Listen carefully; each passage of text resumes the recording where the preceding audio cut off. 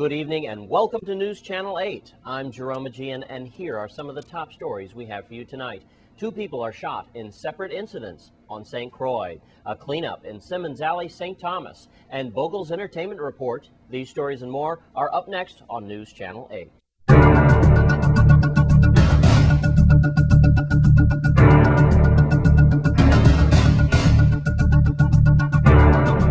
In our top story tonight, 2 people have been shot on St. Croix since last night's broadcast. We start with the latest incident in 2 Williams, where police believe a woman has been shot by her boyfriend. These exclusive pictures you will only see on Channel 8 News. And we now understand that the suspect, who is in police custody, shot the woman in the back, the bullet exiting her stomach. The woman was also beaten severely around the face, and police tell us that the suspect, her boyfriend, is 17 years old, and her little children were witness to the attack on their mother. And a man was shot yesterday afternoon in JFK area of Christiansted. News Channel 8's Wes Small has more. Thanks, Jerome. And then there's this shooting here at JFK area. We understand that this shooting happened around 5:16 yesterday afternoon. We have one black male individual, maybe in his upper 20s or lower 30s, and he was walking in the area towards the bottom of JFK, and he was shot at least 2 times. His shots rang out, hit the victim once in his leg, and grazed him up here in the chest, right? Then he was transported to Juan Louis Hospital. Word on the street is this was a hard-working man. He was visiting his sister, leaving from the bottom to the top, right? His mom had to be controlled. She was like falling out at the hospital. So that's just a little behind-the-scenes details of what happened with this shooting in JFK.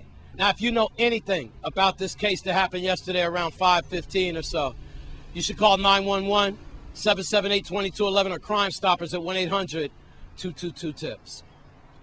When will the violence stop? It's like a pre-recorded message, right?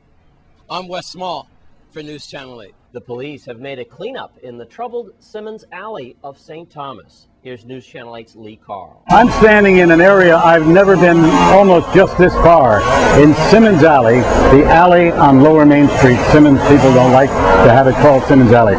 Shots fired, killings, police here, a number of incidents, drug sales, whatever. Looks like that's the end of it, or maybe they're cleaning it out, and our Deputy Chief Dwayne DeGraff is on the scene, and I got a chance to talk with him.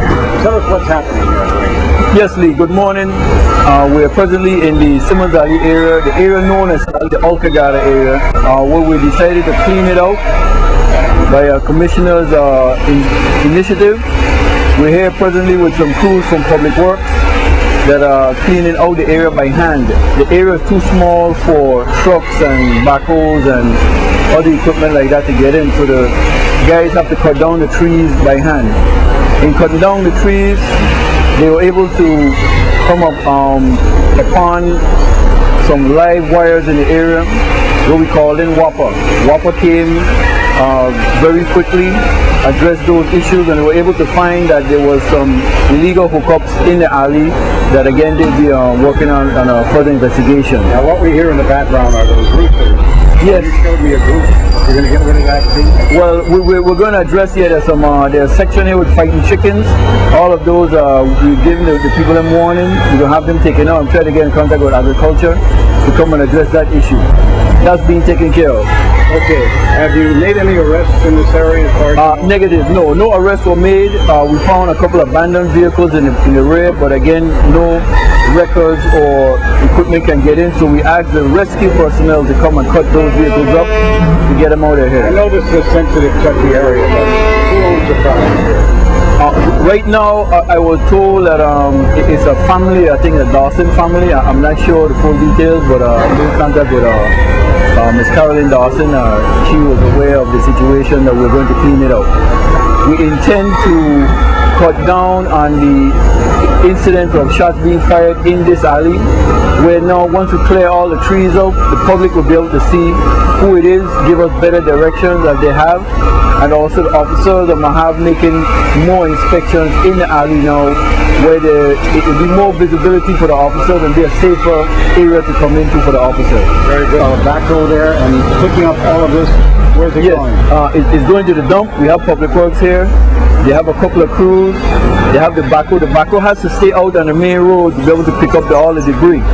Like I say again, we intend to cut down on some of the incidents of shots being fired and some of the crime taking place in this area. It's one of the initiatives that the commissioner has set forth and mandated that we take care of, and we're doing it, and we have more to come.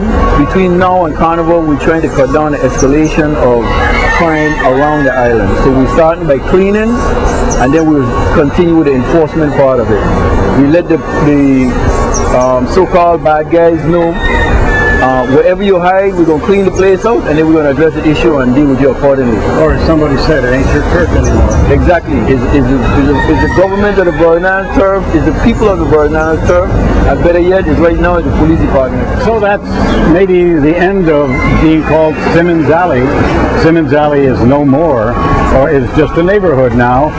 So the cleanup continues, and if it ever grows back the way it was, the police will be back there again saying, you ain't going to do it here. In St. Thomas, at Simmons Alley, the alley on Lower Main Street, Lee Carl, the News Channel 8. The VI Council for Exceptional Children are inviting you to the Exceptional Children's Week Awareness Walk this Sunday, March 21st from 3 to 7 p.m. For more information, please call 692-1602. And some good news for your recent festival parade winners. Here's a message from the festival committee. The Cruising Christmas Festival Committee announced that it has received its allotment to pay the 2009-2010 Adult and Children's Festival Parade winners. Authorized representatives of groups who won in their respective categories in the parade are urged to come to the festival office on Saturday, March 20th between 11 a.m. and 1 p.m. to receive their checks. If you're not able to send a representative, please call the festival office at 719-3379 on Saturday, March 20th between 11 and 1 p.m. to make arrangements. And stay with us on Channel 8.